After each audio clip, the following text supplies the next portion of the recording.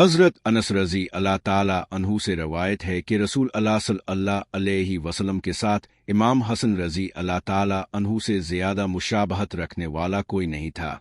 حضرت امام حسن رضی اللہ تعالی عنہ رسول اللہ صلی اللہ علیہ وسلم سے چہرے سے سینے تک مشابہت رکھتے تھے، اور حضرت حسین رضی اللہ تعالی عنہ نبی کریم سے سینے سے قدموں تک۔ رسول خدا صلی اللہ علیہ وسلم اکثر امام حسن رضی اللہ تعالی عنہ کو اپنے کندھوں پر بٹھاتے، سینے سے لگاتے اور دعا دیتے۔ ایک مرتبہ امام حسن رضی اللہ تعالی عنہ سجدے کی حالت میں نبی صلی اللہ علیہ وسلم کی پشت پر چڑھ گئے، تو رسول اللہ صلی اللہ علیہ وسلم نے سجدہ لمبا کر دیا تاکہ بچے کو تکلیف نہ ہو۔ ایک دن میں ہو خطبہ، حسنین رضی اللہ تعالی عنہ آ گئے اور حسن رضی اللہ تعالی عنہ کے پائے دامن ابام میں الجھے زمین پر گر پڑے۔